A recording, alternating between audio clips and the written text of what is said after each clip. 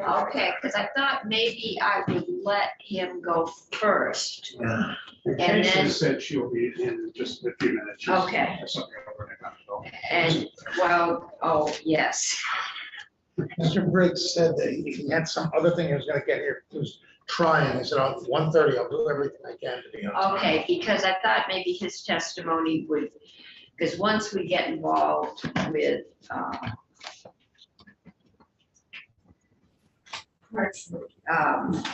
it may take a little while. So Laurie is here. Well, he's on Hartford as well. Yes, Yeah, okay. yeah, but he might be more helpful at the beginning of the discussion Yeah. than at the end, but if he's not able to be here, we are here.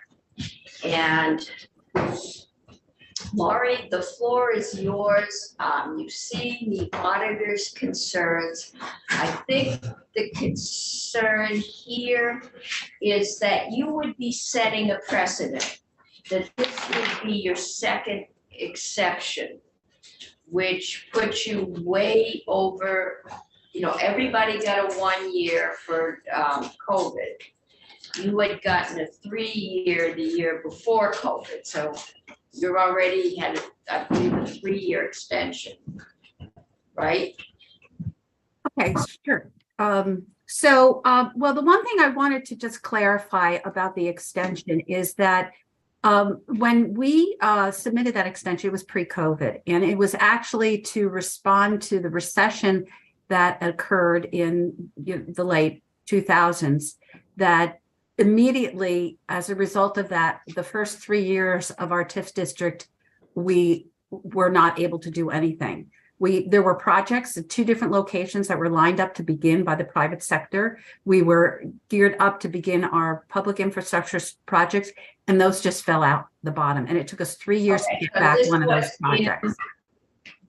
So it was All not. right, so you would have responsive. been, yeah, okay, you would have started in what, 2008, 2009, somewhere in there? 2009 is when that has started. Our district was kicked off in 2011 is when it really hit municipalities and the private sector development, because projects that were already in line probably got done, but that's when everything fell out. And so what we were trying to do at that time, which was pre-COVID, was to recapture that. And there was quite a favorable response. And then COVID hit. So it got mixed up in all of that. But we've never interpreted that to be the COVID relief. But if COVID had not happened, we would have been perfectly fine. But it didn't. That is the case of what happened. So in that instance, everything that we were lining up and getting ready to do, as I had demonstrated in the handout that I provided before this meeting, is that you can see where we had projects already in line for us to be working on and had started even incurring the debt for them. And COVID came. And every year we kept trying to get back on track. And we're now 2 and 3 years behind in terms of implementation, but we went forward with that. And then the private sector development, again, just like us, they thought 21 would be better than 20, 22 would be better than 21. And we're still in this catch up mode. And the private sector development is also that. So the increment that we would have anticipated getting in those 2 to 3 years before COVID, to support that infrastructure improvements that we were doing and the next batch that we wanted to do, it's not there. So we didn't get that increment because the private development didn't occur. And I understand that the auditor says, well, this is in violation or whatever, but we're in very unusual times. We recognize that there was a risk. We did not ask for these extensions lightly. We actually do recognize that it is extraordinary, just like COVID is extraordinary. Nobody anticipated that worldwide. And we're all trying to get back on track. And so the whole idea behind this is to be able to do that and complete the plan that was approved by the state for our TIF district. I think one of the things, I'm not sure how many of you are aware of, but it probably affected you in many ways, but you know, the 2 years is not any different in terms of extending the increment, for example, or the other.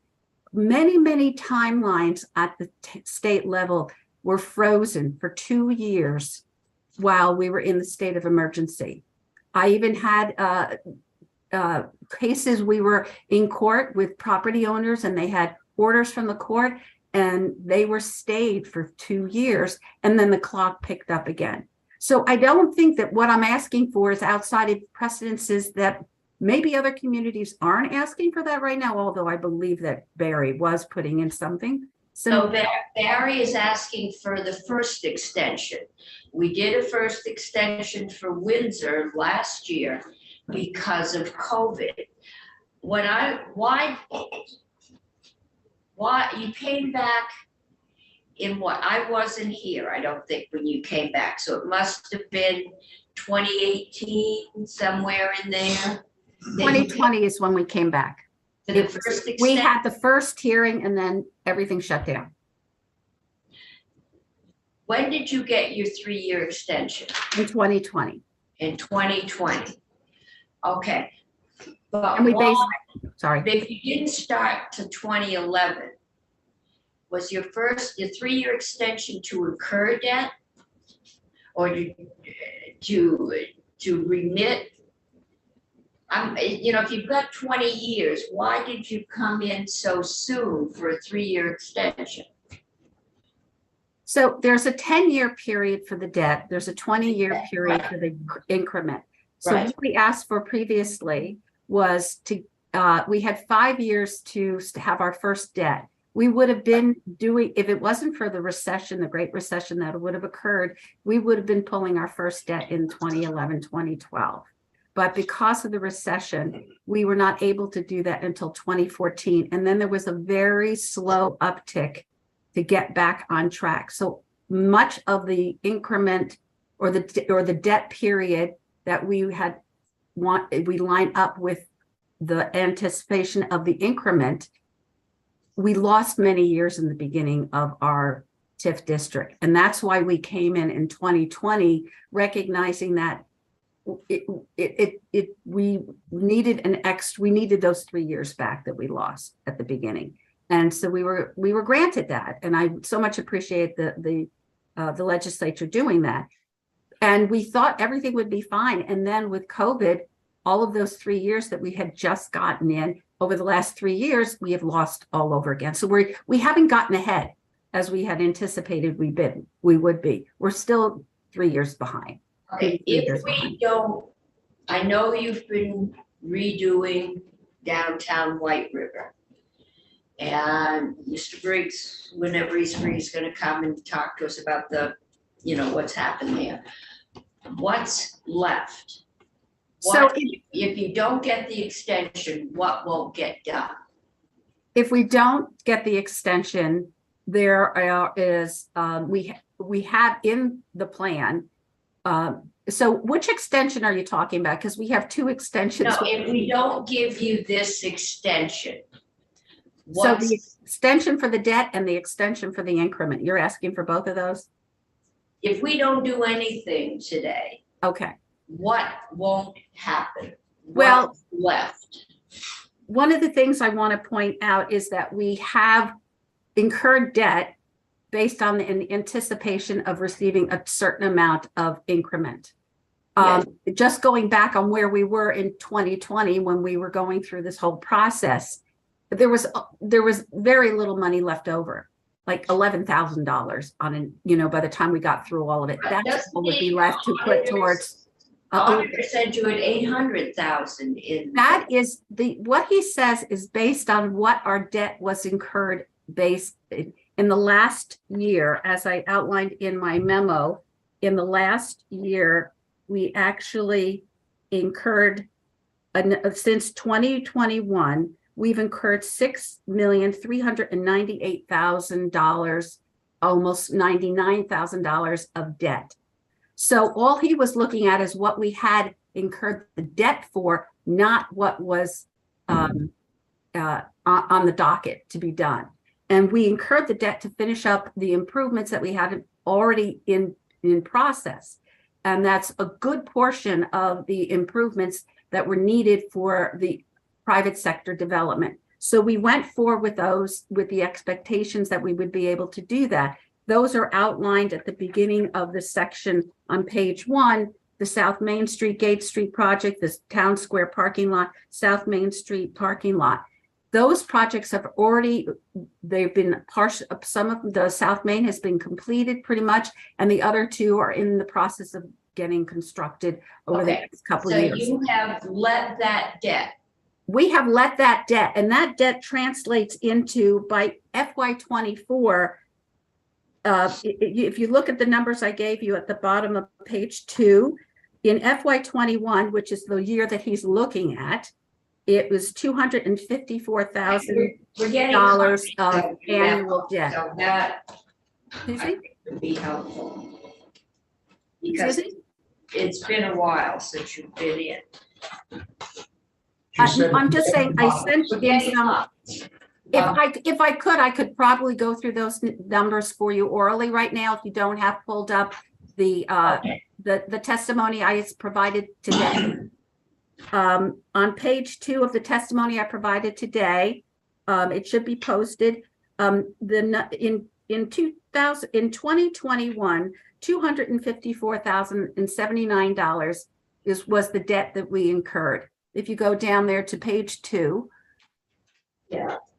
And my response to his comments on that about the 800,000. So that and I wasn't able to quite come up with the same number he did, but I don't want to debate that. The issue really more is we've incurred over 6 million, almost $6.4 million worth of debt since then.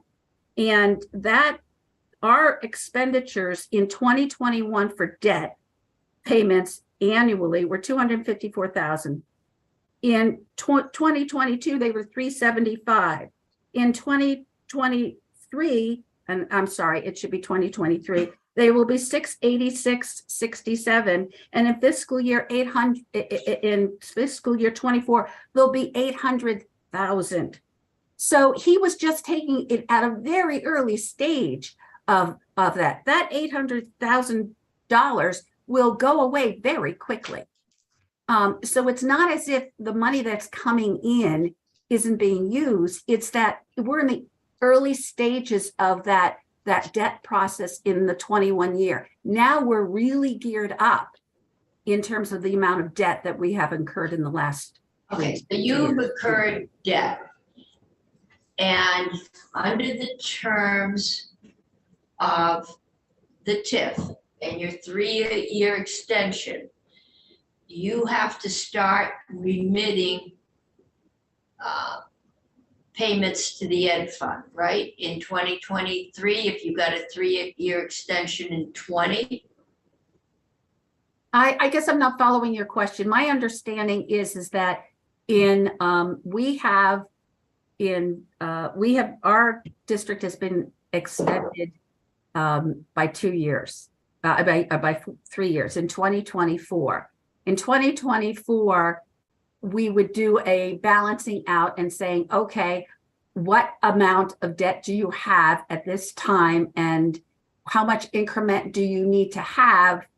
No, if before- we do nothing, Excuse okay? me? If we do not grant you the extension, you are supposed to be getting enough increase in your property tax to cover you, or you're supposed to have your 20-year debt paid off. And you're supposed to be getting increments in your property tax to cover it. I'm trying to figure out what, and that's the risk the town takes. If you don't get the increment, your taxpayers are on the hook for the bond. That is, okay, excuse me. Okay, so you're talking about parking lots. That's fine, but what kind of improvement are you anticipating to pay the cost of those parking lots? you know, if you, just what kind of debt are you, or improvements are you anticipating? And what,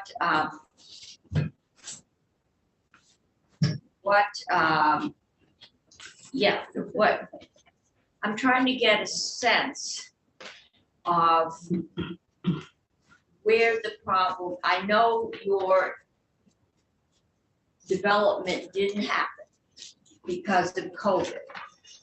But, and maybe you just were totally improperly timed. And you got caught in the recession and you got caught in COVID, but if you didn't start till 2011, the recession was in full swing by then. What are you going to do further? And what kind of private investment are you anticipating if we give you this extension?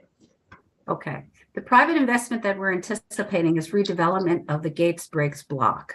That's a major factor in this redevelopment and paying for the infrastructure that we've already put in the ground and incurred and have taken out that level of debt.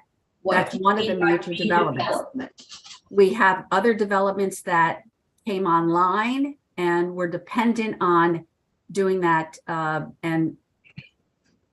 they came online a little bit later because how much money we can collect by the end of our 20-year increment collection period is impacted by the fact that there were a good solid 3 years of COVID impact. So from 20 to 23, fiscal year 20, 21, 22, and 24, 23 and 24, the amount of increment that we were collecting is not there because some development did not occur. So that's increment that's not coming to the state either. So if the state, the 25% comes to the state, but at the end of the day,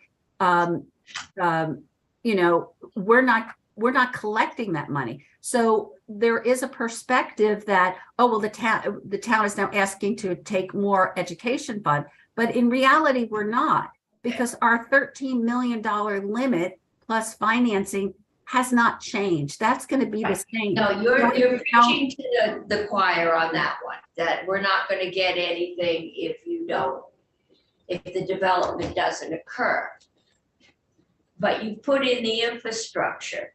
Now you want the ability to take out more debt and you want a 6-year extension to hold on to not remit to the ed fund, right? You want to. No, I'm not asking for a 6-year extension. I thought you started paying. When are you scheduled to start remitting now?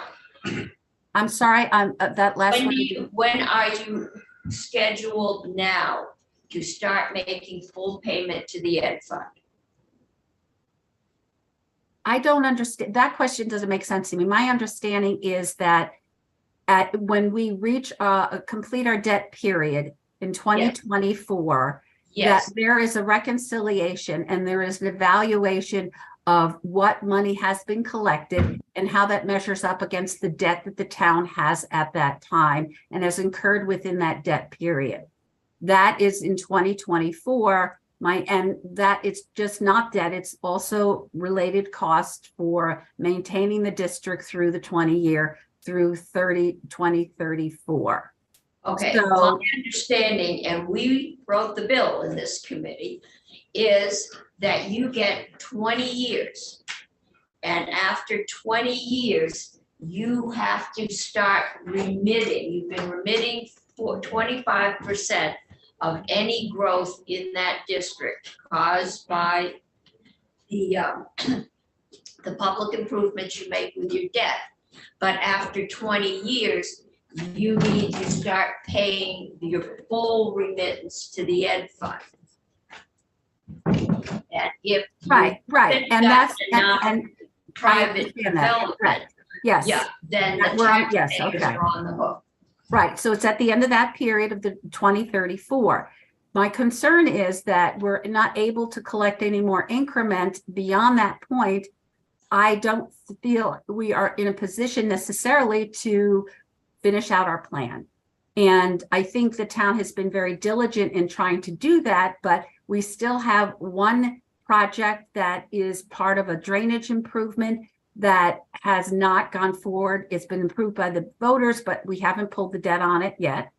That's $700,000 there. And then there's another 1.1, almost 1.3 million that is still left to be done, or 1.2 million left to be done for voter approval. And those are improvements along Courier Street. And that includes additional stormwater and above ground improvements. And then there's I understand that you need to do public improvements. I live in a city that needs to redo all its water. That's not the purpose of a TIF. What private investment are your public improvements slated to create or to attract, so that you have any more assurance 3 years from now than you do now that you are going to have enough to pay off your debt? So we are hopeful, as we are working diligently with the property owners. Like I said, the Gates and Briggs block. David Briggs is prepared to testify to that today. I believe he was planning on doing that.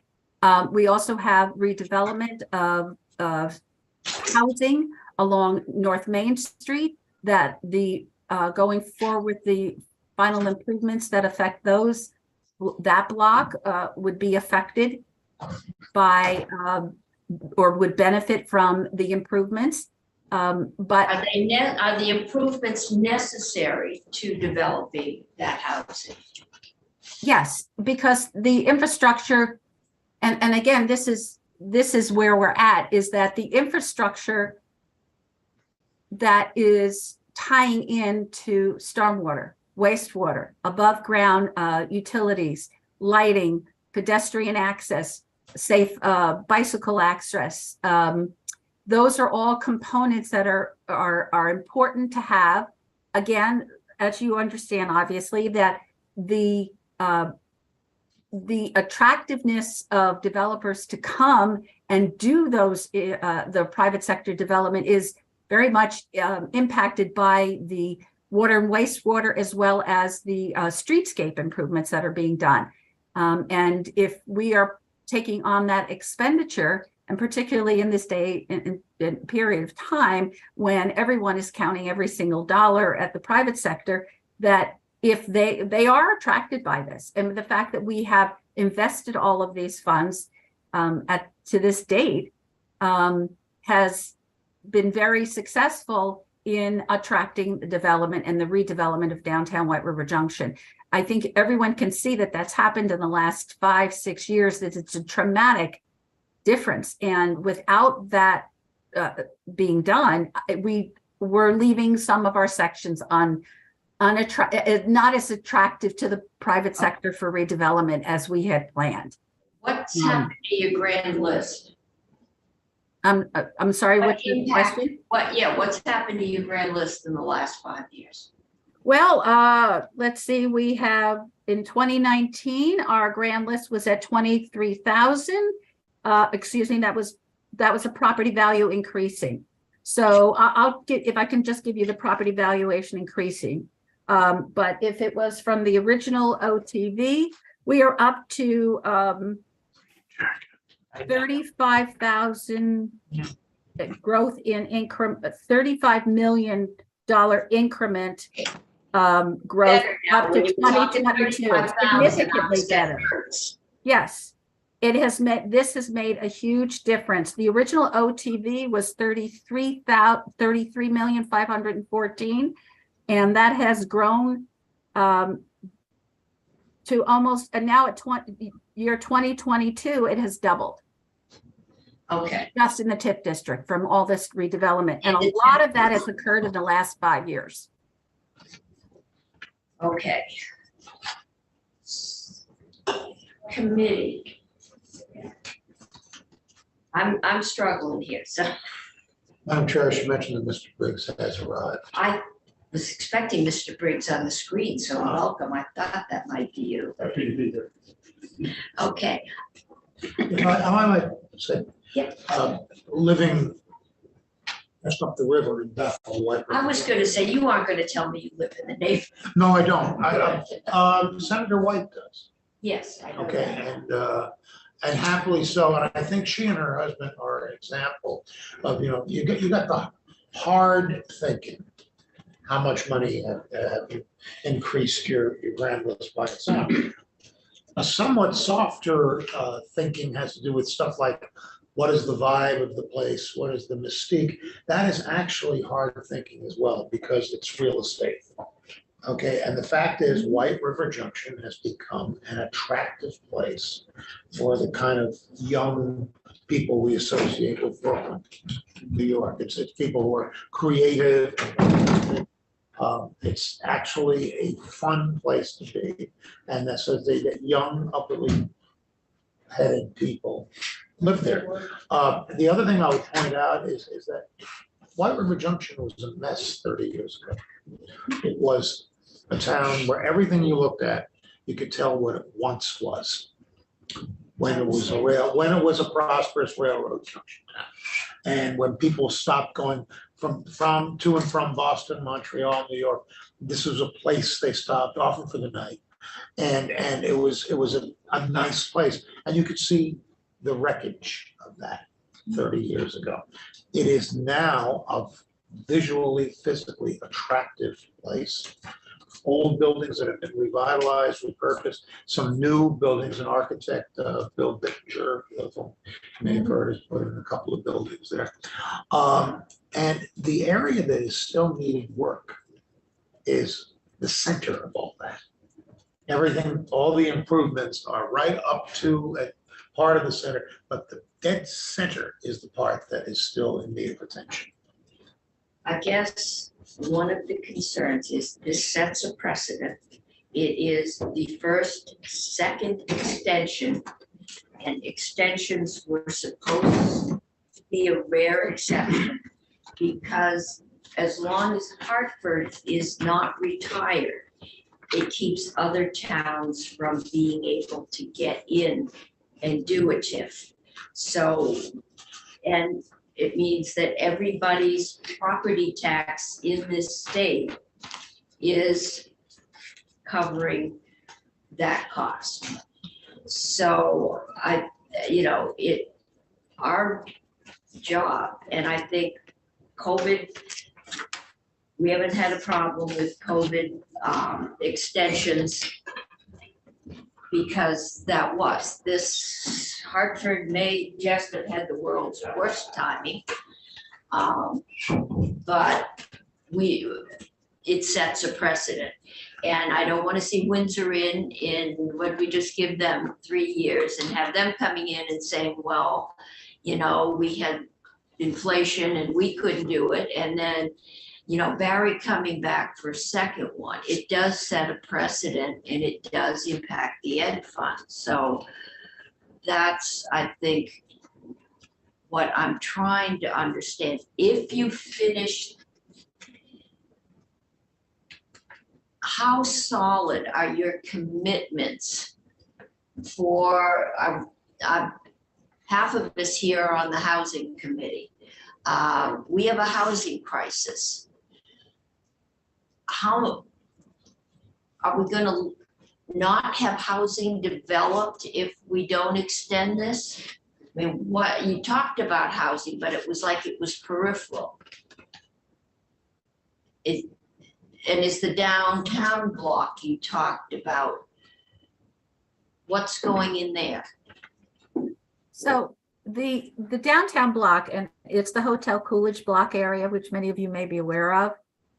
That is, and David will speak to that. I'll let him do that, but it is a combination of hotel, residential is a big piece of it, and some commercial space. So those are areas that we have envisioned for a long time that are a key part of developing housing and affordable housing.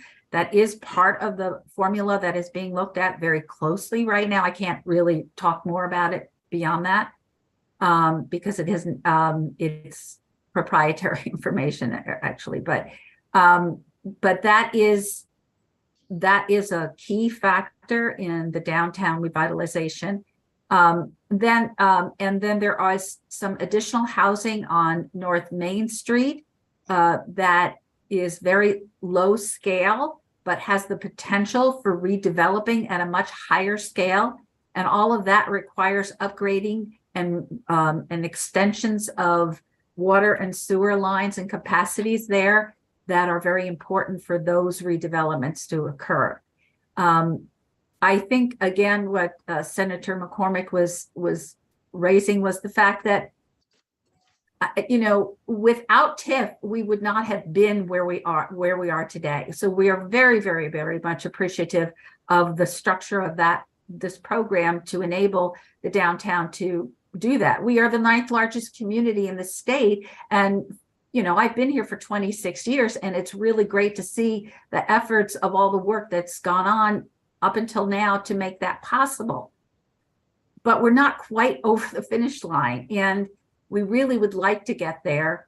And having that additional opportunity, because we've never had our collection of the increment extended. We said we'll make it work. We our cash flow, even when we came back in 2020, was dependent on the town picking up, 100% of the cost of debt beyond the time period that we were having it with the education fund coming in. But we stretched those dollars really thin, and losing 3 years, at least 3 years, and probably many more, of not having that private sector development come in is hampering our ability to not only to meet our current bonds that we have issued to us and the debt related to that, but finishing up doing the other improvements that we have left on the table to do. And I'm not talking parking lot. That's already in the bin of what we've already incurred debt for. But I'm talking about, finishing up those other projects. And it's important, to do that. And again, I understand that it may affect it. I'm not sure if I'm in that group that is once we give up our slot, we'll go to the next slot that may or may not apply to Hartford. That may apply to some of the other districts that were formed after us. I'm not sure, but there's a limit. Plus, we have a bill that would go to project-based TIFs. Right, I see what you're saying. We're going, Yeah. to do that, we're going to have to shut down big base TIFs in order to not have any further negative impact on the ed fund. So I understand. We're trying to work everything out. So what I could say is that when we are done with our incurring our debt, and again, this was something that we had planned in our, we're not incurring more debt than what we had planned. It's just the timing of that. And then we would be able to go through that, rectification of the accounts and say, okay, this is what we would like to, we don't need to collect this much, or we need to collect this much just to get us through our debt period. You email us a timeline. This is when you did your TIF vote. This, and then this is the timeline you had. So that actually isn't, if you still have it online, that was in my February 2nd, in the February. I can find that, my iPad. Yeah, that's on the first line that testimony I did with the Senate, that was included in there, a timeline. Okay, we'll. But if that's not sufficient, I certainly can send something additional. I believe that was laid out in the overview of the Hartford TIF district on the first page of the February 8th testimony. Okay. Madam Chair, I think the concern that the chair raised about precedent deserves attention. And what I would say is that there is no slippery slope beneath this step. We can take this step without implication because 2008 and then 2020 really are highly unusual times. Those were highly unusual events. Now, no one knows what the future holds, but everything we do is based on a somewhat cheerful assumption that there's a pretty good chance we're not going to have that kind of catastrophe piling up.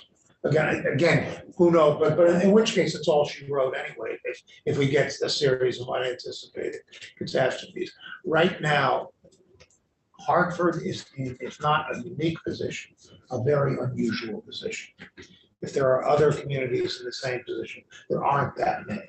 So I don't think this does not necessitate other outcomes for us. Except the original deal is that if it doesn't work out, the town is on the hook. And you have to come to the legislature for an extension because that was meant to be very serious. We, in lieu of COVID, have granted extensions. But this is the first time we've been asked for second extension. So I think it behooves us to get more than COVID threw a wrench in our plans to make that next step. Okay. I'm sure. Yes. Are there more that expire in the next 2 years? I don't know it offhand. Okay. I know Barry's, well, we thought we had them on today, but because the schedule got mixed up yesterday, we've pushed them. I know they're in for one. And everyone else in the pandemic got like a 3-year extension, a 1-year extension. In recognition that things did slow down. Okay, Mr. Brooks, would you like to come up and talk to us?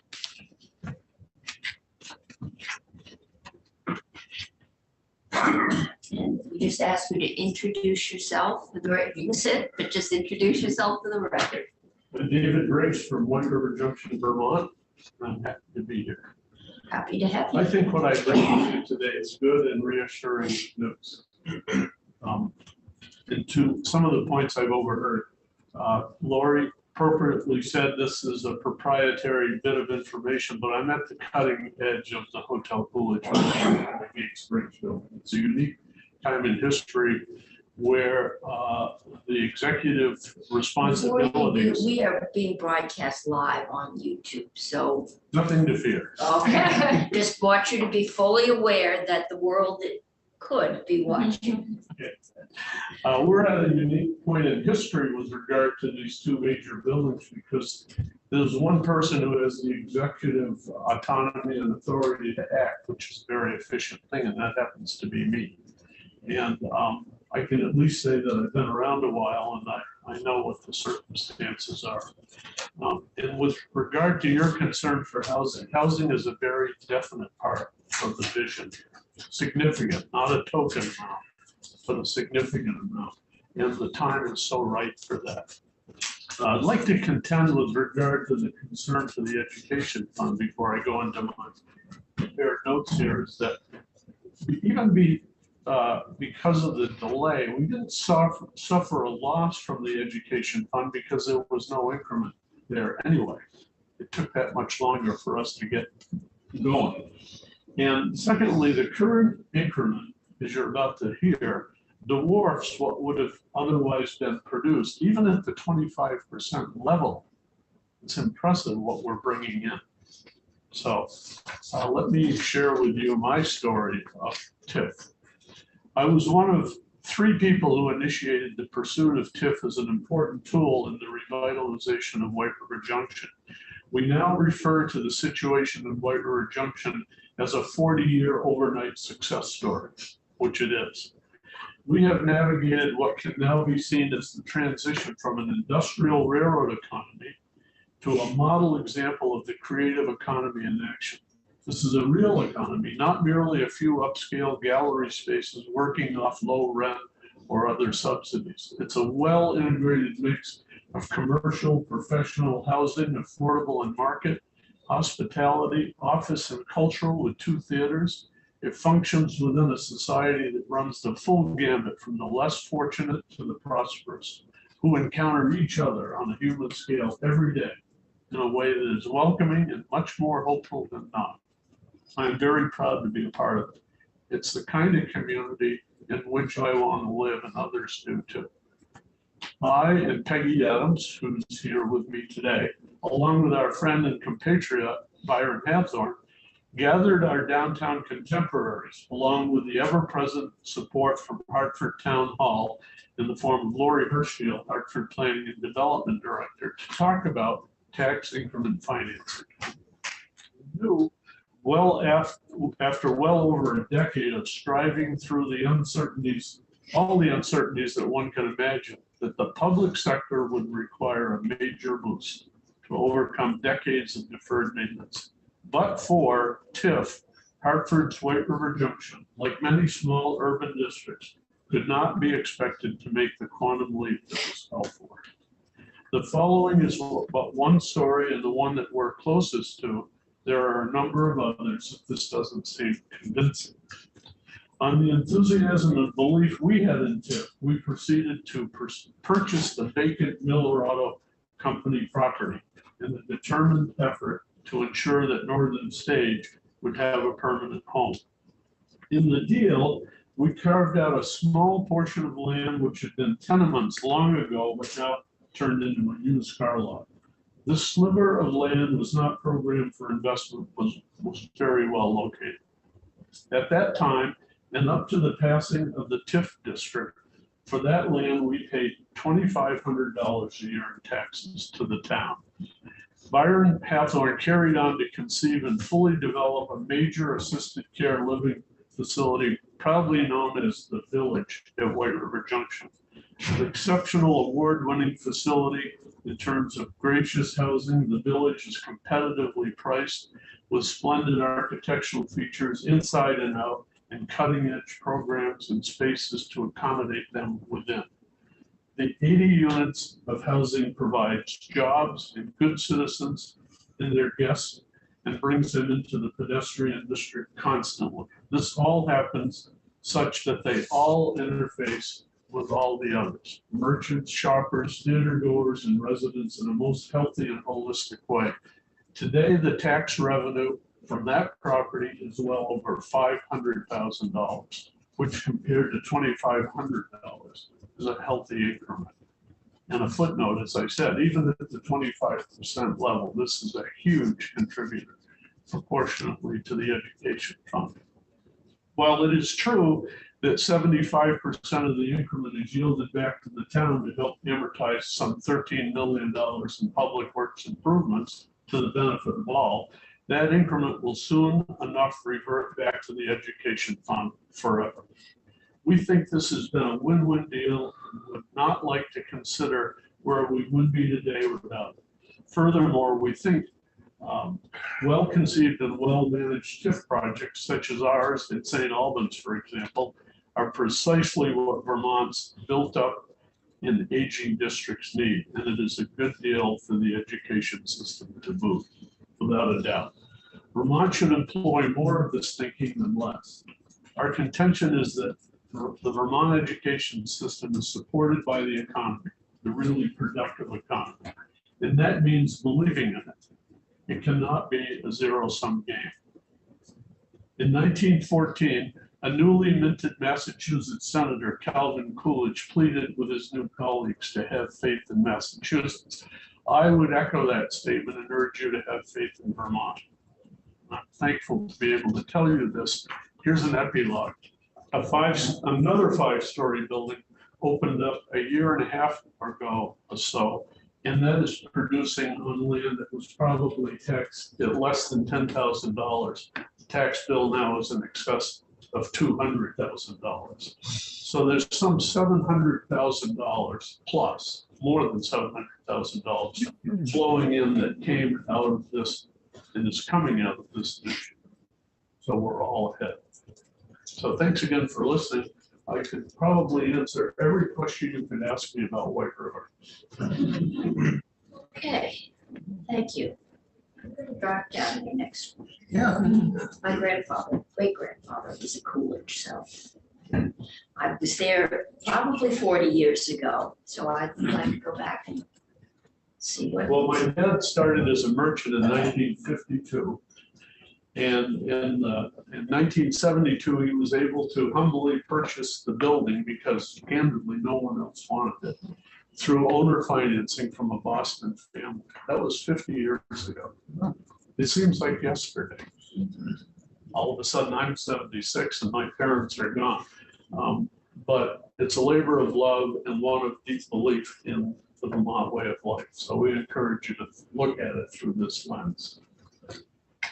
So full disclosure, I have an occasional financial relationship on a side gig, but sometimes I work for David. How big are those checks? Oh, putting my kids through college. He's a poor starving artist. is what he is. Okay, committee questions.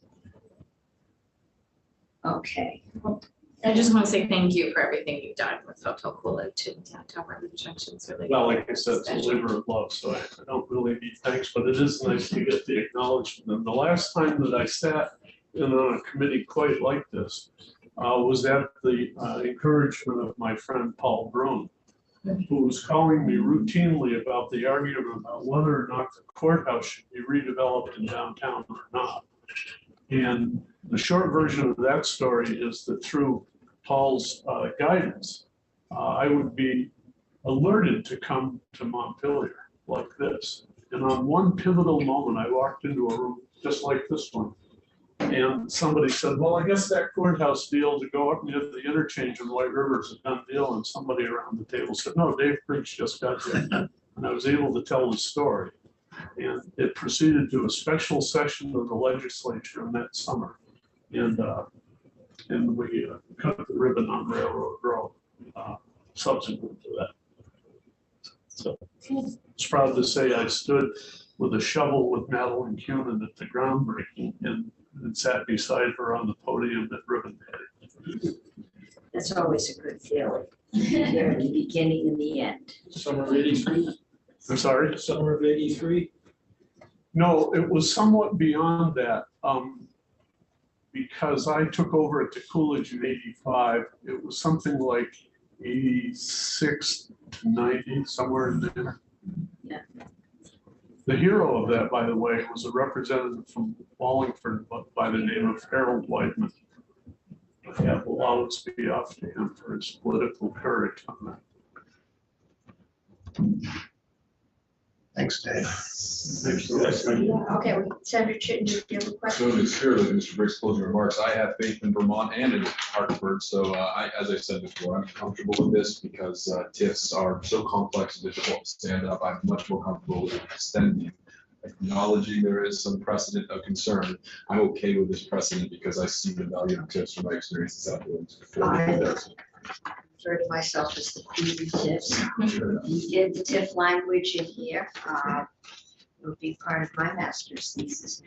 But I'm going to ask joint fiscal to just do a timeline because I'm just having, and I can't pull it up because my iPad died this morning. It's charging.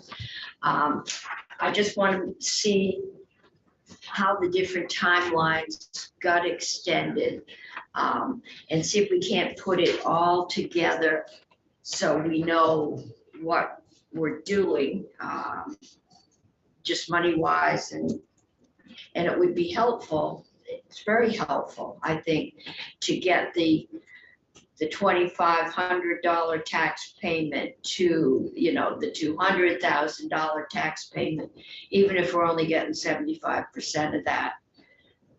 that's a lot more than $2,500. And I think the more of that we can plug in, and also any details you can send us about housing, how many units you put up, how many units you rehab. You know, that's something, and if you did it, maybe we can use it to help Springfield. Because apparently you're a lot more prime area than Springfield to live in. But I think, you know, just, we'll get that timeline together, and get this out before we're back, or not. We always have a little Christmas tree to hang things on if it has the word tax in it. So, but I anticipate there'll be a final decision. Okay? I think we just need time, because this has been, it was February 2nd and now it's March 3rd. And we just need time to get all those numbers together in one place so we can look at them and be very clear about what we're doing. Okay? I would add, if anyone in the committee comes to White River Junction, come at mealtime. We have good restaurants there. There's a Vietnamese place, a Turkish place, a barbecue place, a Mexican place. Lori? Is there a timeline that you are targeting towards that you would like me to get additional information to you? You're gone next week. The week after, we have to have all bills that are in this committee out. That's crossover. We have this little thing called miscellaneous tax, but I would like to get this out because we got tied up on the floor yesterday.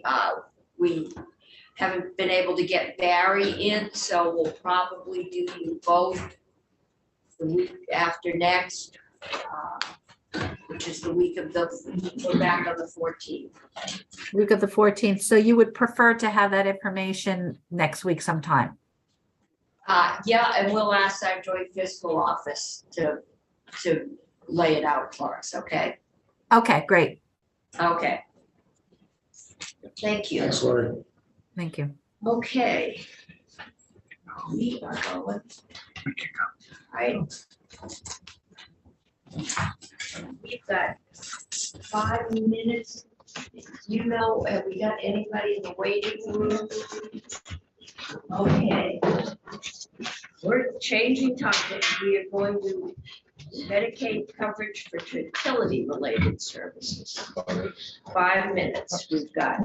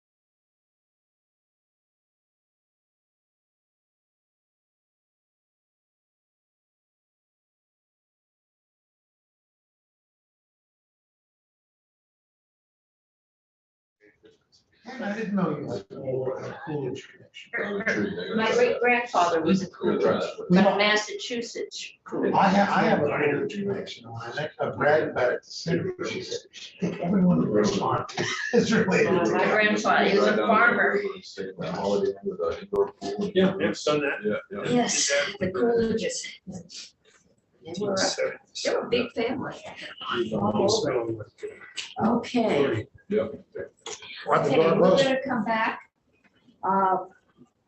Yeah, this is S63, an act relating to health insurance and Medicaid coverage for fertility-related services.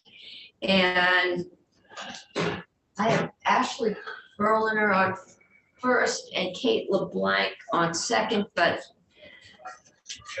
does that make a difference? I'll leave it up to them. If anyone would like to go first. To go after. Okay, so we'll start with Ashley, and Ashley, if you can come on live. No, Kate, you're both welcome to Can they hear us? come in. I think so, they're muted, but we're live, we're not muted anymore, right? Yeah. They should be able to hear us. Ashley or Kate, are you there? Yeah, we're here. I can hear you. This is Kate. Okay, can you come on? Ashley, can you hear us? You're muted. She might have stepped away while we were. Jill, do you see that yellow warning? I haven't seen that before. Do you know what that means? Oh, it looks like Okay, we got technical. won't unmute. Let's see. We're having technical difficulties. We're muted. I haven't seen that yellow warning before. I don't know what that means. I don't know what that means either. Can you get close enough to read? It's a Looks like touch finance screen. is muted. Oh, Wow. wow. I didn't know this It was. says that Ashley's audio is unencrypted. Oh, wow. Action. Wasn't there, Oh. what was the red option? That's what he's trying to, Report, oh, don't, we don't want to report. no. Joined by laptop?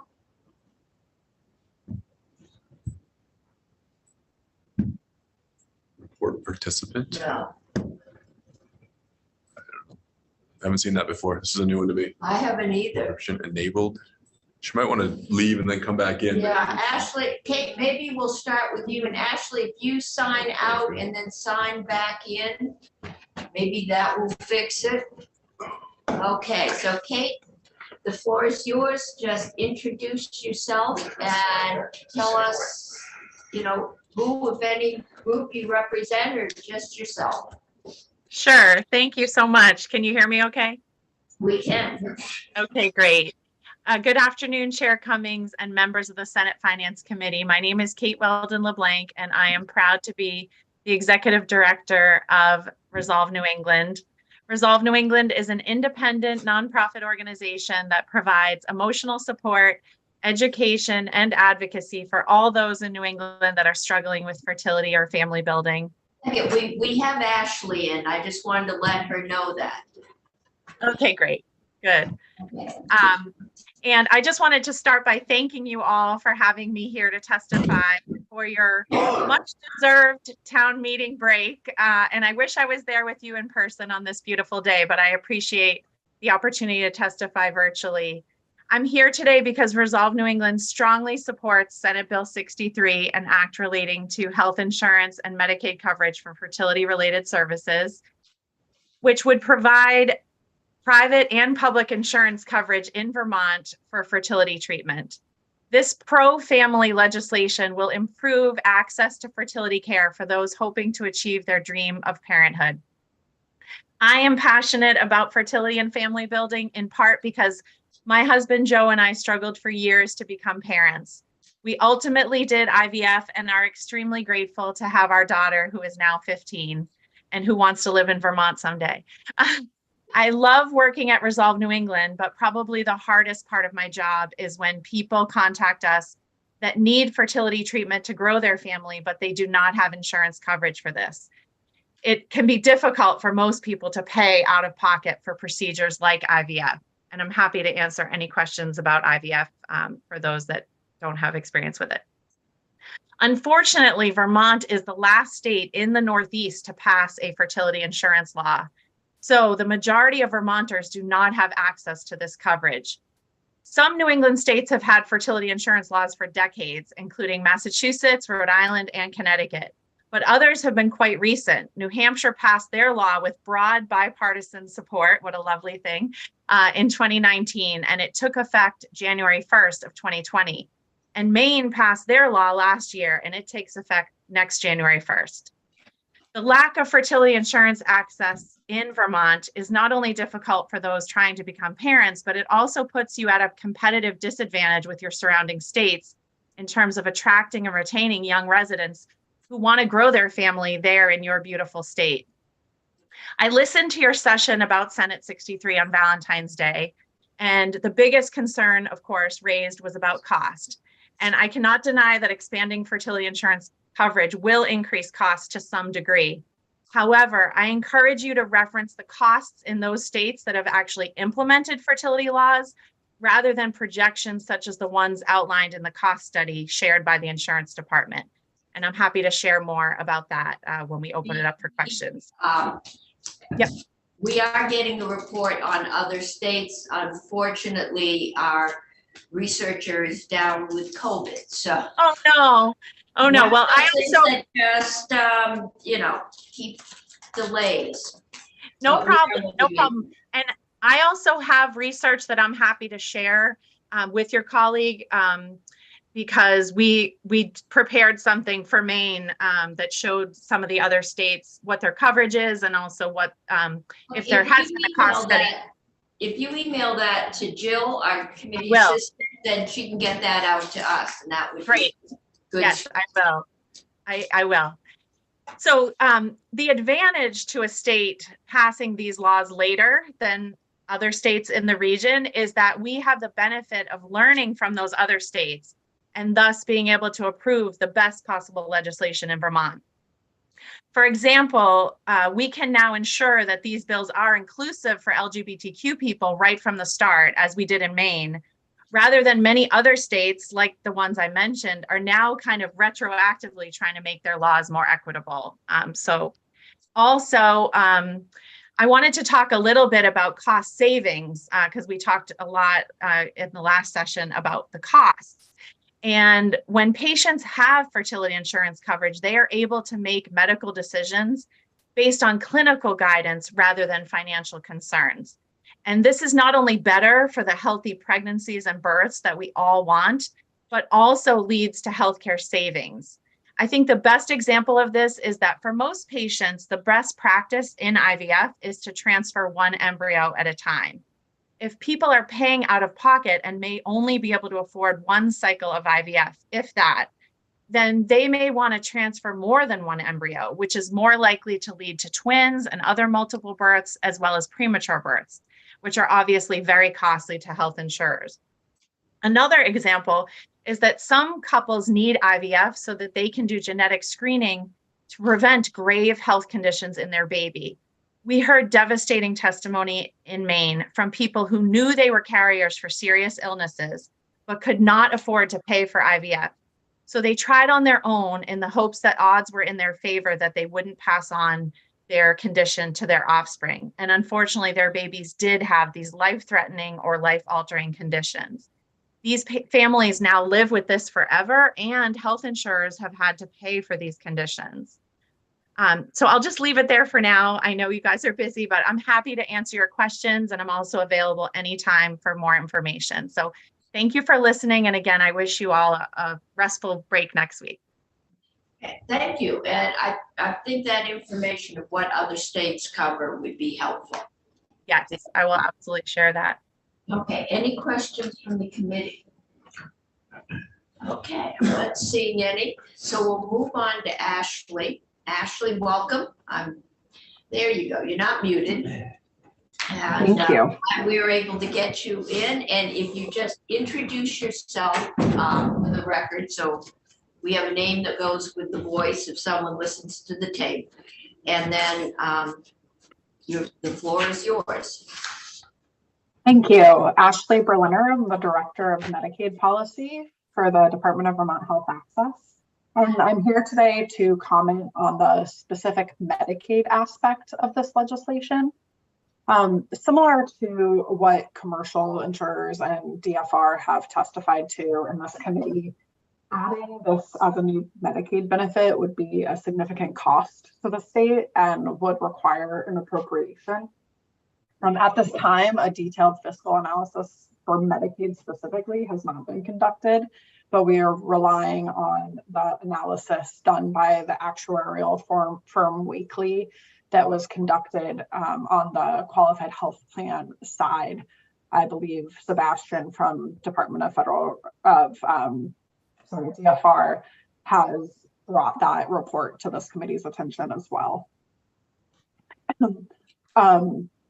At this time, and I'm not sure if some of the new legislation that Kate referenced in Maine becoming effective next year changes this, but at this time, New York State is the only state in the country that has any infertility coverage through their Medicaid program. And that is currently limited to ovulation enhancing drugs and medical services related to prescribing and monitoring the use of such drugs. It's limited to specific individuals aged 21 through 44 who are experiencing infertility, and it's limited to 3 cycles per lifetime. There is no coverage of IVF. So I just wanted to draw that to this committee's attention, that this is something that Medicaid programs are not traditionally in the business of covering, as New York is the only state that does so. I also just want to reiterate that DVA plays a role in commercial insurance regulation because we administer the commercial insurance marketplace, and there are federal parameters for mandating benefits in the commercial market that would need to be considered in this bill drafting to reflect those requirements. So would again refer to DFR's previous testimony, and we're happy to follow up with Liz Council on the commercial specifics that would need to be included. Okay. Questions for Ashley? I think we need to get straightened out first, who covers what, where, and when. Because there is a difference between private insurance, and I'm pretty sure if we tried to put this on the exchange, it would have some major disruptions, and Medicaid. So it's not just what other states have insurance companies that cover it, but what other states have their state Medicaid cover it. Okay. Right. So I can speak to that briefly. Just Ashley, of course, is correct. This is not something that's commonly covered by Medicaid, but the trend is moving more in this direction. So our organization only focuses on New England. So on this piece, I can't speak to the national view, though I can get information on that for you. But just speaking about New England, Connecticut is considering a bill right now to expand their existing infertility law to include Medicaid. So they actually don't want you to beat them. They want to be first to add comprehensive Medicaid coverage for fertility coverage. But basically, just in general, fertility coverage is starting to be considered more in an equity lens that, you know, it's really not sufficient to just provide this coverage for private insurance, that people that are covered by Medicaid for a variety of reasons have a need as well to have assistance with becoming parents. And particularly fertility preservation is the coverage that helps people that either have a medical condition or are about to have medical treatment that's likely to impair their fertility. And I think a lot of people feel that if someone is covered by Medicaid and say is a young person with cancer, that they should be able to store their reproductive material for future parenthood and have that covered by Medicaid. So that fertility preservation is actually covered by Medicaid in Illinois. And Illinois also has a very inclusive definition of infertility that includes LGBTQ people. So, you know, again, I think some people are surprised, frankly, when they hear that Vermont is last to do this in the Northeast because of your amazing record of leadership on reproductive health and equity issues. And I think this is a chance to lead in terms of being as inclusive as possible. That said, again, I listened to the session on February 14th, and this is not a unlimited bill. And it's also not, it's, I think some people, not that anyone said this, but some people will frame bills like this, that it's like IVF for everyone and unlimited and no boundaries. And that is not true. We always orient these bills around clinical guidance and best practices. And the bill as written has a 3 IVF cycle limit. And also many couples and people will be successful without needing IVF. Many people are, can be successful with insemination and other kinds of treatment that are not as intense as IVF. So. Okay, but Vermont does have a rather unique Medicaid waiver system, so we're not straight Medicaid. Okay. Yes. Especially with the states that have gone more recently, we're hearing this concern about surrogacy being included and how expensive that is. Yeah. What's your experience with that coming up as it relates lawsuit to resolve this? Yeah, so that's a great question. Thank you. So this bill specifically makes it clear that non-medical expenses related to surrogacy are not covered under this legislation. So, for example, agency fees or legal fees or things like that involved with surrogacy are not covered under this bill. What would be covered, which again, I think people, when they learn more about it, kind of feel that it makes sense, is that in some states, there's an actual exclusion that if ultimately you're doing surrogacy, no part of the IVF will be covered. So even for a cancer patient that we've worked with in New Hampshire that had a hysterectomy due to cancer, she and her husband could still do IVF to create the embryos, but they just needed a gestational carrier to actually carry the pregnancy. But some insurers in the past would exclude anything related to surrogacy. And that does not feel inclusive and equitable to us. So under that scenario, they would have their IVF covered, but the actual, other surrogacy expenses would be not covered under this bill. Okay. So I guess just to be really clear, when you listen to our other testimony, are you saying that you think the cost would come in quite a bit lower from your experience in other states, or? Yes, absolutely. So I'll just touch on that a little bit, but like I said, I'm going to definitely send more information to Jill for the committee. But just again, what we have tried to do, what we did in, there was a cost study done, for example, in Maine, and it really did not seem like it was projections that made sense. So what we really have focused on is there have been a lot of cost studies done on states that actually have these laws in place. And those to me are like real concrete numbers based in reality. And so actually Massachusetts has had a fertility insurance law since 1987. And we're very fortunate in some ways. We have many different fertility clinics that are available. So actually Massachusetts has the highest rate of assisted reproductive technology births in the country. And so Massachusetts is the ceiling in terms of cost. And our actual cost studies have come out that it's roughly $4 per member per month for our existing infertility law in Massachusetts. So to me, that's really the ceiling of what any state would expect to pay. And that took decades to get to that number. So the cost study that your colleague from the Department of Insurance shared, and again, this isn't to discredit anyone, it's just because those are often based on projections, not reality. And, Vermont has less than 10% of the population of women of reproductive age that Massachusetts has. So I'm not an expert, I'm not an actuary, but just common sense, I don't think Vermont will ever get to a $4 per member per month level. And Connecticut and Delaware are two states that have laws already in place, and their actual cost study of their actual laws being implemented are more in the $1 per member per month range.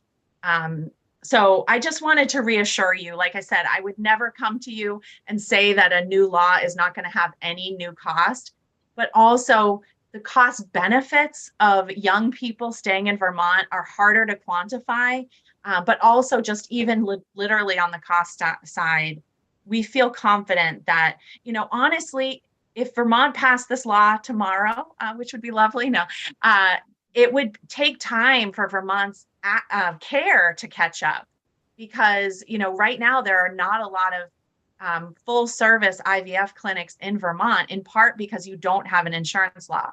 But the New Hampshire law passed in 2019. And then within 2 years of that, Boston IVF opened a full service IVF center in Bedford, New Hampshire. So again, there's really, I know the purview of your wonderful committee is economic opportunity and economic implications. And No, actually, it's taxes and finance. Many of us do that in the morning. Money. We're the money people. Okay, well, Money for economic development.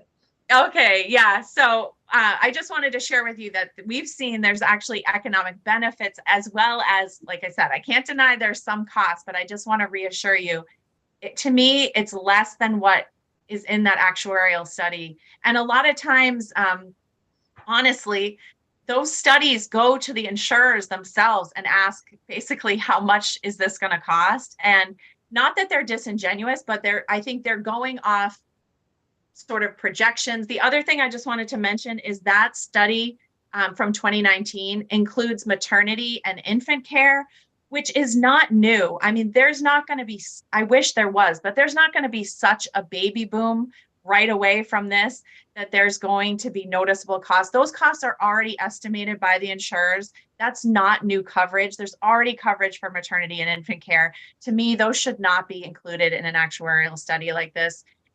You know, we don't budget for you know, there was an increase in pregnancies and births during the pandemic when people were home for months, and we did not, you know, budget for that increase in maternity and infant care, like, you know, we did in this study. So honestly, it would be comparable to that kind of growth, in my opinion. Okay. Ashley, do you know off the top of your head, what is our per member per month in Medicaid? It varies depending on the population. I can get you, I don't know off the top of my head what the kind of adult population PMPM is, but I can certainly follow up. And I believe that it's in the annual report from DVHA as well. Yeah, I know we get a report, we got one in January on the Medicaid, but just one, you know, if it's $10 a month, a $4 a month is different than if it's $400 a month. It's a proportion. So yeah, I just pulled it up. So the PMPM for new childless adults is $441, and for adults with children, it's $430 per month. 400, that's the per member per month? Yes. Okay. Senator Gray has a question. I have a question for Ms. LeBlanc. Thanks for your work on this, and I heard you citing a number, and I just wanted to make sure I understood what you were talking about. And that was that Vermont has 10% of the population, female population of Massachusetts. But and so you were saying something related to rate impacts, and that's where I lost the connection. Because I mean, Massachusetts is 11 times the population, so 10% sounds about right for number of people. But are you saying something about what Vermont should look at for anticipated costs because we're only 10% the size? We lost your voice. Oh, there you I go. forgot I was muted. Sorry.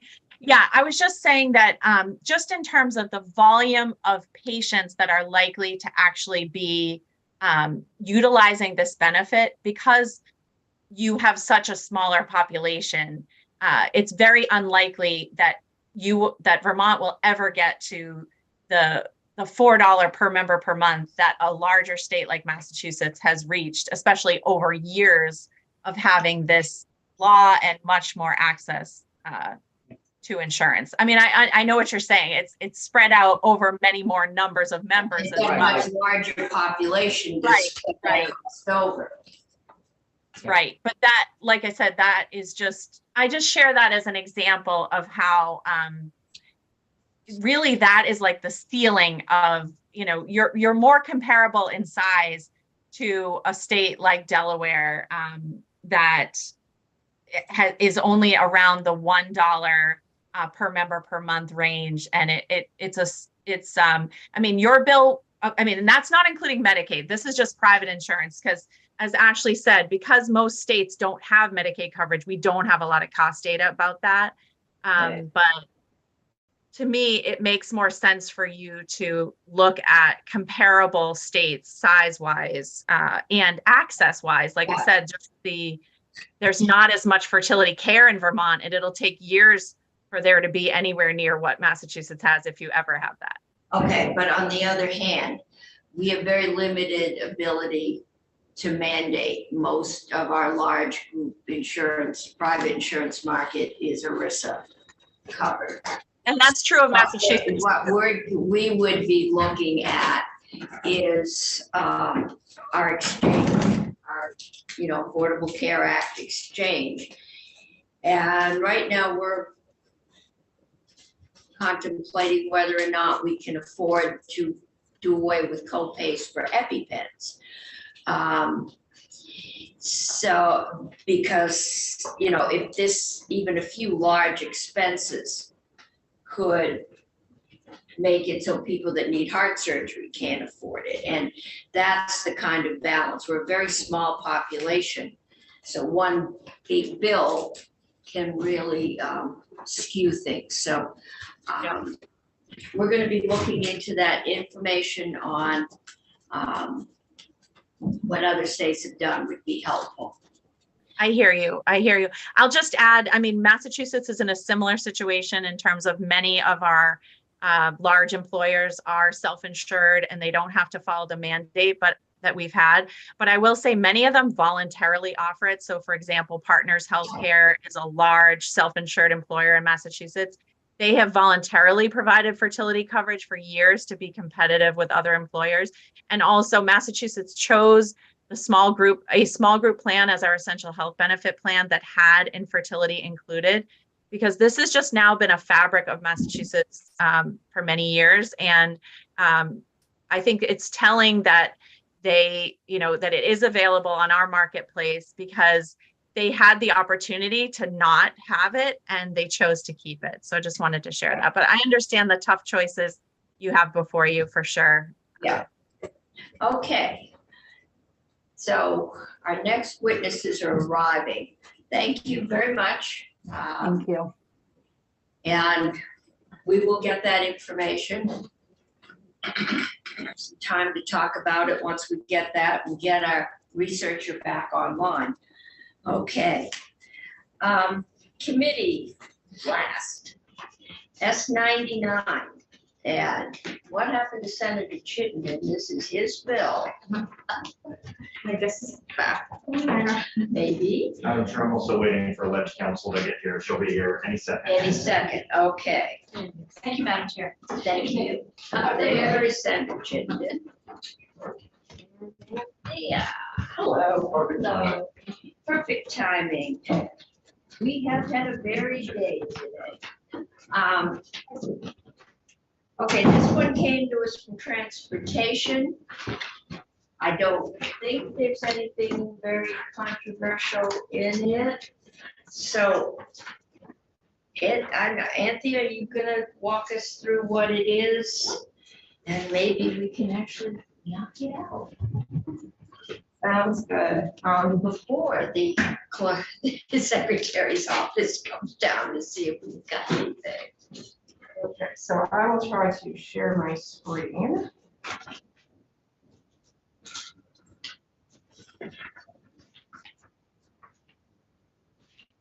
So the documents that are posted to the committee's page are the bill, along with what I have labeled a brief section by section summary. This is everything in the bill. And then a colored document, which was what I was planning on talking about, which is just the finance related sections. And I think Chris. Yeah, I think if we just, unless there's something controversial we should know about, just the finance sections. So, in. Are you putting this up on I'm the not big sure, screen? I'm sorry. We all have iPads. Forgot to put the share part.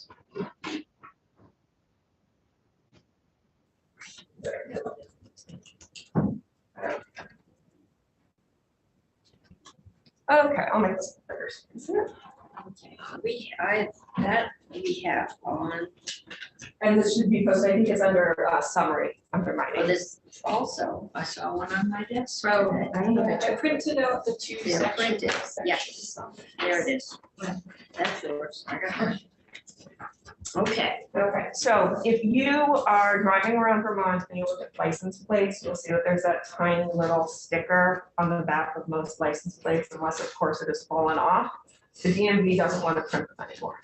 So sections 4 to 13, spanning 7 pages of the miscellaneous motor vehicle bill, is striking all of the references to the validation sticker. It's getting rid of the requirement that you display it on your plate. It's getting rid of the requirement that they be issued. It's just in a number of places in statute, which is why it's taking so many sections to get rid of it. The DMV anticipates that by not having to print the registration certificates on special paper with the little sticker, that they will save money. which never sticks on the license plate in January, which is when my registration expires. So that's the little date. Yeah. And- And the police officer with eagle eyes has to drive around and see if it's the right date. Yes, So that's sections 4 to 13. okay. But wasn't that tied to like a fee of some sort? Is it Oh, no? Oh, so there's still gonna be the fee Okay, for, yes. I was like, isn't there a money piece there? yeah, so there's still gonna be the fee to register your vehicle. Okay. It's $74 plus $2 if you do, can't remember if it's the 1 year or the 2 year, and then it's slightly higher. You were still gonna have to pay to register your vehicle. This is just the DMV no longer issuing the registration certificate with the sticker, and you no longer have to put a sticker that you will not be given on your license. So you get the registration and you put it in your car, Exactly. And I and that's all. The police officer can put your license plate number in and find out if you're. Exactly. Since they have little computers in their cruisers now. Okay, So when you're driving out of state, and some of the police officers from another state post your license plate, it appears to have expired. Well, not every state uses the validation stickers to begin with, so it's not a universal across the board way to determine if the vehicle is validly registered. you might want to take a screwdriver. Mine was that thick last year. Oh. It took a while. Consumer over. They added up. Yeah, okay. And the amount that they anticipate to save is addressed in the fiscal note. Okay. That's fine. So not highlighted in red because it's not going to yield a change in revenue to the state, but something to mention because it has to do with revenue to the state is under current law, there is a little bit of an ambiguity as to whether or not a plug-in electric vehicle, that's going to be a plug-in hybrid electric vehicle like the Prius Prime that you can put electricity or gasoline into, or a plug-in electric vehicle like the Bulls, if that is supposed to be registered at the pleasure car rate, which is a bad name in statute for like most of the cars that people drive, but any other category in Title 23, that they are registered at that rate as opposed to the alternative fuels rate, which is 1 3/4 times the otherwise applicable registration rate. So this is not a change in DMV practice. It is adding clarity to statute that if you are driving a pleasure car, without regard to whether or not it is an internal combustion engine vehicle or a plug-in electric vehicle, you are paying the same registration fee. Okay, but we've been trying to figure out a way to cover the cost of the wear and tear that electric vehicles are putting on the road, but they are not paying the gas tax, which is the primary source of the transportation fund. So was that discussed at all? It has been discussed. It is in a different bill. That bill is in the House right now. Okay, You will be seeing, I feel quite confident, Senate Transportation will be seeing it, whether or not Senate Transportation changes it before it makes it to this committee, a 2-year plan to start collecting a mileage-based user fee on battery electric vehicles. So the ones that only take electricity. And starting on July 1 of 2025, this 1 3/4 registration rate fee would be applicable for the plug-in hybrid electric vehicles. okay. So under that recommendation, starting on July 1, 2025, battery electric vehicles will pay registration fee at the same rate as an internal combustion engine vehicle, a mileage-based user fee based on the miles that are driven from inspection to inspection, leaving some wiggle room for mileage driven out of the state, whether or not that's a problem. That's something that Senate Transportation is looking very closely at. And then for the plug-in hybrid electric vehicles, it's increased registration fee and gas tax. Okay, so it's being done. It is being dealt with. All right. It will not be fully dealt with for several years, but it is certainly something that's being worked on in the bill. Okay. Senator Blair. So is the VMT by odometer reading only being applied to electric and plug-ins? It's only being applied under the agency's proposal to fully electric vehicles. And part of the thought process there is if you have a plug-in hybrid electric vehicle, so the ones that take gas and electric charge, you don't necessarily know if it's being driven in electric mode or internal combustion engine mode, which is why the Agency of Transportation has proposed to not have the mileage-based user fee be applicable there and instead use gas tax and increased registration fee. Okay. Okay. Next section, section 22. This will look very familiar to those of you who were on the committee last year. This has to do with the current practice of having a $10 permit if a milk hauler is going to haul milk at 90,000 pounds. A flow chart here showing you the current law where there are 3 ways that you could legally haul milk at 90,000 pounds.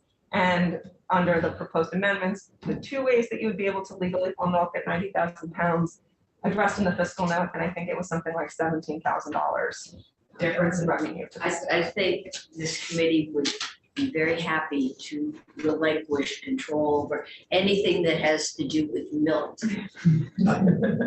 or agricultural products to the appropriate. Don't even talk about instruments of husbandry.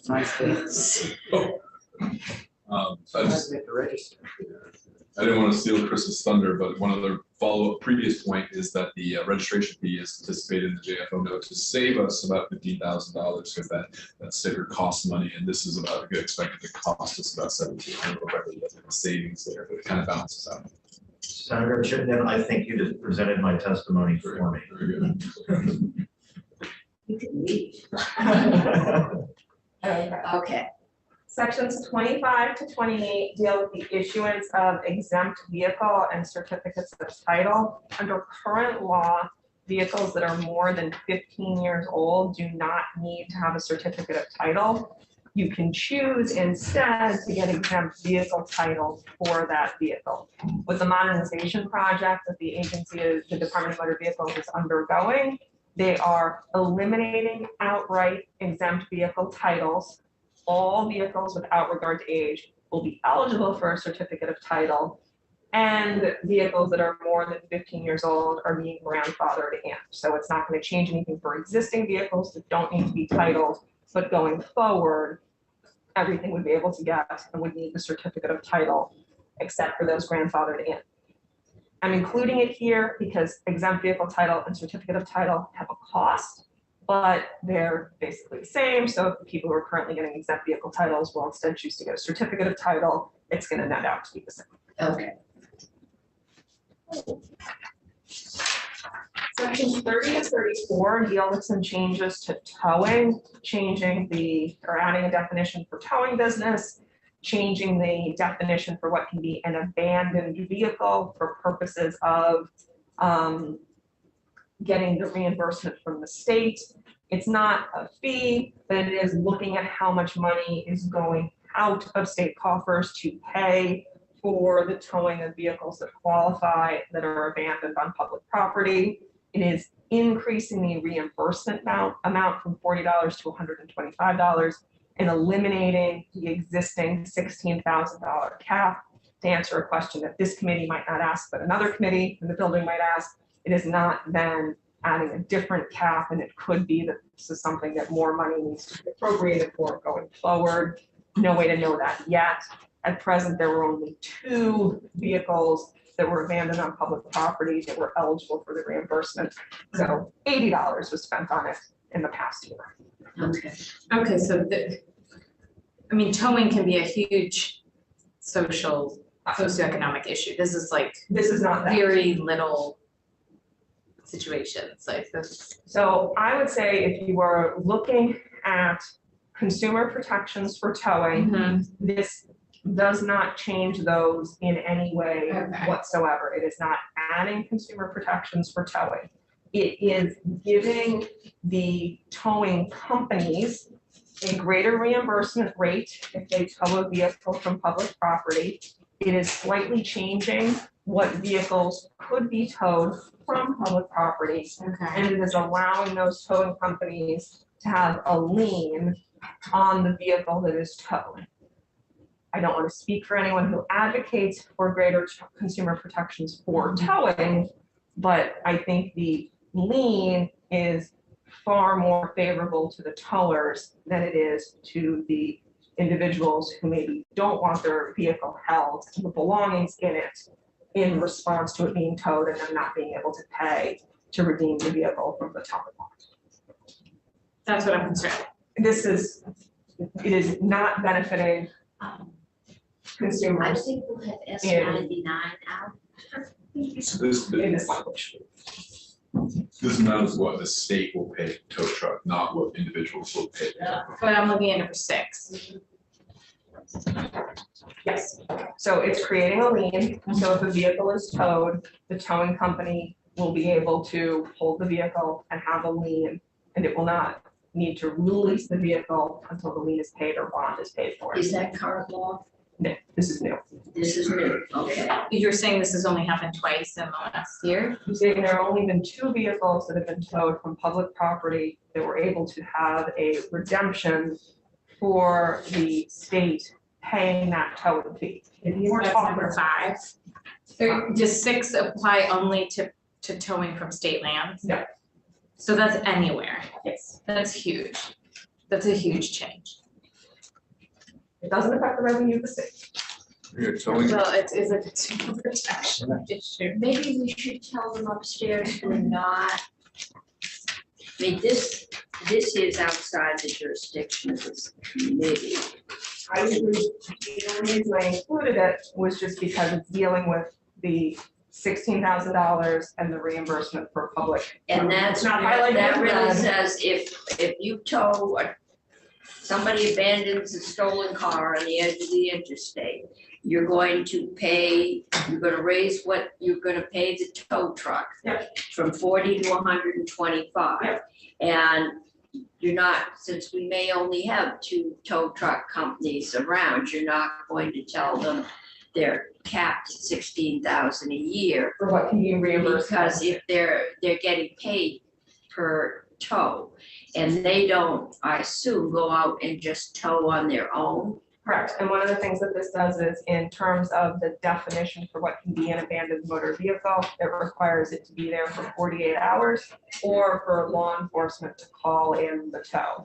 In terms of consumer protections, there is a bill in the House that would add very, very, very strong consumer protections for the towing and for consumers.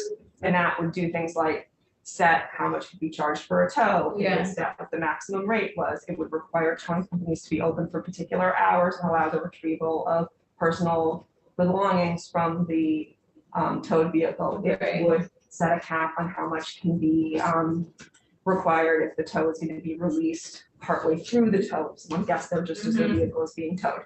This bill does not address any of the consumer protections that are being looked for in the bill that's in the House. But it creates a tax lien. It creates a lien. But that's the tax lien, right? It's not a tax lien. What kind of lien is it? And materials lien, like an artisan's lien, like if you. They keep your car. Yeah, you keep your car. So If you were to. you don't pay, you don't get your car. Exactly. If you were to drop your dry cleaning off, they can keep it if you don't pay to get your dry cleaning. Yeah. Did you all hear how many cars get left with the tower because they couldn't afford to pay all of this? Something like 80% of Burlington. So we heard that about 800 cars a year are abandoned overall, or ultimately destroyed, or just dissolved, whatever you want to call it. As for how many the tow trucks keep, I don't recall that testimony, but now I'm going to do some more research before. That I would be answer the nice. floor. So I will say from the testimony that Senate Transportation heard, that I also heard, the concern that towers are looking to address with this lien, as they explained it to Senate Transportation, was instances where like a very, very large truck has been driven off the side of a road and they need to spend lots of money getting the truck out safely. And then the truck company doesn't want to pay the fees to get the truck back. I did not hear in your committee testimony on what I would say is the municipal towing. Yes. Okay, but maybe we could just look at this section together. I'm just flagging it for my own self. I have a whole week to dig into this, so we'll have better answers. as to Okay, next yeah, year. and I'd like to get our section out, and then if you guys wanna do. Yeah, I don't need to amendment, hold it yeah. up if it's not a tax, I Yeah. was like looking for a tax nexus, but I'm just concerned. There is no tax nexus. Okay, let's, Car was towed, it was. I have to go learn about how we're gonna pay for childcare at order of 4, Okay, I don't think, so we can. so we're over to the, we're just on section 37 and 38. These are amending codified law related to purchase and use tax. So currently, it is only when a vehicle is registered that would trigger the exemption. So you're not continuing to pay the purchase and use tax on a vehicle that's been registered before, the amount that you can deduct from it.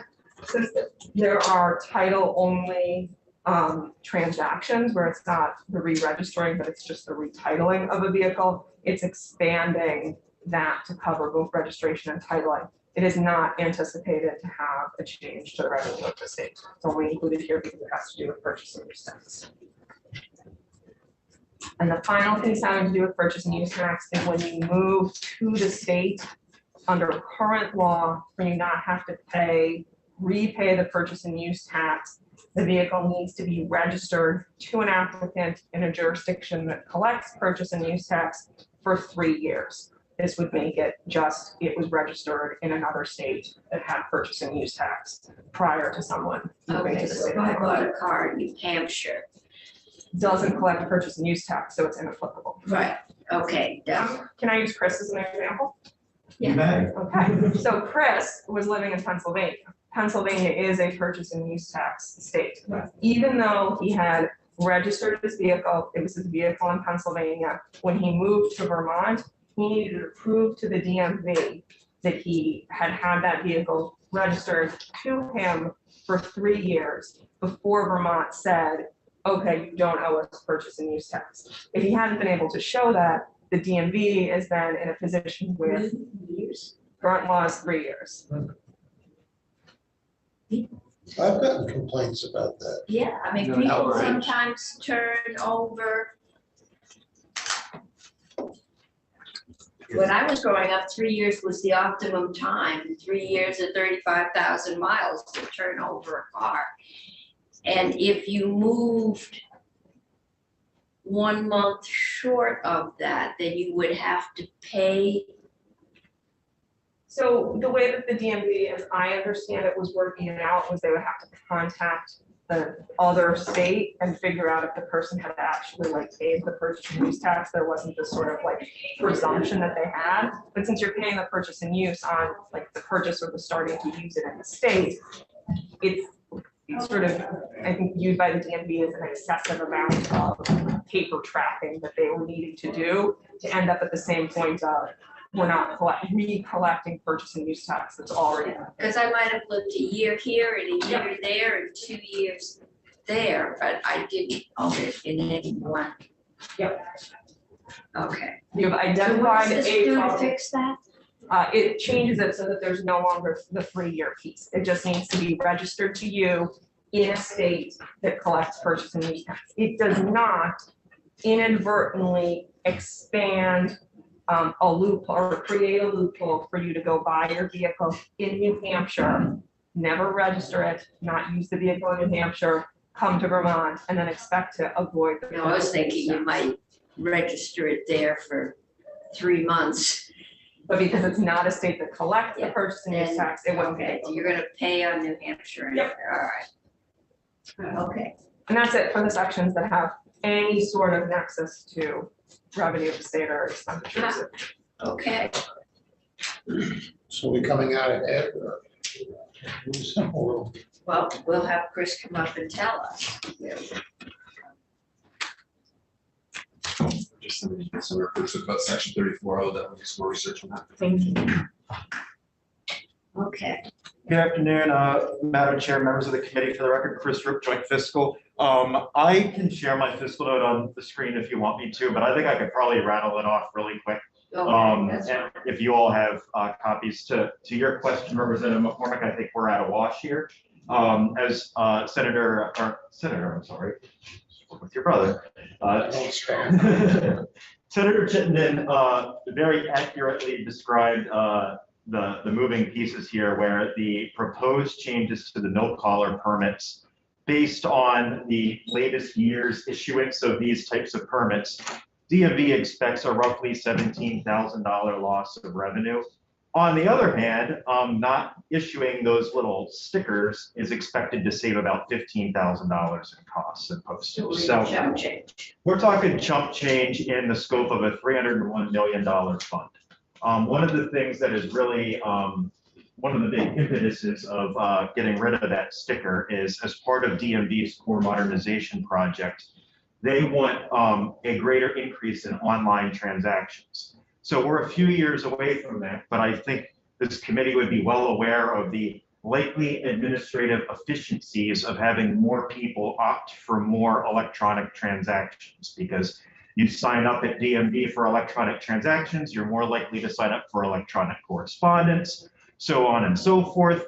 You're saving postage, mailing, and everything else. But if you get away from the sticker requirement, not only are you saving on the stickers, but it's a lot easier for people to renew their registration and click print when they're at home. And the DMV then doesn't have to print a special I have to form. figure out how to undo all those little. Exactly. And those things aren't free. They don't cost a lot individually, but 700,000 of them a year starts adding up. Yeah. So, you're gonna lose a little money on the one hand, but you're also gonna shed some costs on the other hand. So it's really a wash. I don't have to be out kneeling in the snow with my spray and wash, trying to clean my license plate and get that little sticker up. Right. I've super glued them in desperation. And from coming from Pennsylvania, we got rid of the sticker 10 years ago, and the world has continued to turn ever since. And it has made registration renewal a lot easier of a process.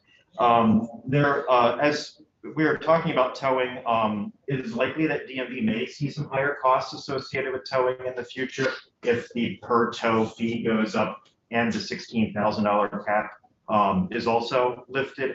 But we don't know what that impact's going to be right now, because so few tows have qualified at the current rate under the current law that it has just been a de minimis expense. I think DMV has paid fewer than 5 qualifying, $40 Okay, so reimbursements. this isn't the municipal towing that This is the This DMV is reimbursing for the public, Somebody leaves their car in the state parking lot. and or on the never- side of the interstate. Yeah, on the side of the interstate's the big one. Right, so, We don't know anyone that might park on the side of the interstate, do we? so, you know, I didn't realize that you should have left the car there. It's easier to go fetch it. Say, the DMV doesn't know exactly how this will shake out in terms of how many more tows might qualify at a higher rate, but in the context of a, 41 million or so annual budget there, it's a topic that they're not overly concerned about, and it's something that could be revisited budget adjustment. Assume if you're not paying the going rate or not, that you're not gonna get people to go out and haul cars off the side of the interstate. I mean, their costs have gone up. How long has it been since we increased this fee? A while. Okay, yeah, so, yeah, I mean, you gotta pay people to work for it. But I guess related to section 6, are we talking about like someone gets in a car accident and a tow truck has to come get their car out and take it somewhere and they get charged now because it's state That's my property? private insurance. I would defer to legal counsel on that, but this is talking about abandoned vehicles, so. So if it is abandoned on the side of the road, under the amendments in S99, law enforcement calls and says, can you come get this vehicle, it's on the side of the road, it's like interfering with people being able to like traverse traffic. It would then be towed, it would be held to the tow lot, and that tower would be able to get $125 from the state in responding to the tow. It would not change the fact that that individual would then be able to retrieve their vehicle from the towing company. It also doesn't do anything to change the storage fee that the towing company would be able to collect. There is no cap on that in state law. There is a set amount for it in some municipalities like Burlington. But if I have an accident on the side of the interstate and a tow truck comes to tow my car away, that's on my insurance. Yeah. So it could be that they're going to be able to get the money, choose to get what the tow actually costs as opposed to seeking to get the money from the state. Yeah, my car broke down. I got it towed to Montpelier, rode in the tow truck, and my insurance company paid for it. We spent some time on this, and we were very concerned that tow truck drivers are not just prowling the streets looking for cars to tow. So if you look at section 31, that we kept language, and the language is very strong, that a law enforcement officer has requested that the vehicle be removed by a towing business. So neighbors can't call other neighbors. The car has to be a problem on the interstate, as the example was offered there, or otherwise abandoned. And so anybody that wants a car to be removed has to call a law enforcement officer to recognize that can trigger the tow. Where you probably get municipal trouble is plowing and snow vans. And if you've got a lot of people with no parking, we've talked about that in economic development, they don't have anywhere to put their car off the street and it gets towed, and then it's expensive to get it back. It goes into the adequate parking kind of thing. Definitely gonna read this section a lot more, and I already sent you an email on Thea. I'd love to get some clarifying remarks before this goes to the floor. Okay. So I've been that's. trying to get that one built in front of the JFO for years with no rotating pump. Now I understand Yeah, why. just because it looked like a junker. Okay, and I gather the government thinks that the chairman appropriations car looks like a junker. Okay, That's it, Madam Chair. that's it. All right, committee. Would we like to vote this out so that I would, Sir Clerk, have you got the paperwork? Here comes your paperwork. Yes. Okay, good. Now who would like to make the motion? Senator McCormick moves that we approve S99 as presented. Further discussion? Not all those in favor say aye. Aye. Opposed say no. Read that 601. And Senator Chittenden, you take that up to the Senate office and they'll be very happy. We have the bill, right? Okay, and no amendments, so, Are you reporting to transportation? yeah, so I'm assuming you'd like to report that we didn't do anything. That's Okay. efficient, yes. All right, so you'll be the reporter. Okay, thank you, committee. Senator McDonald, would you like to share why, well, we'll go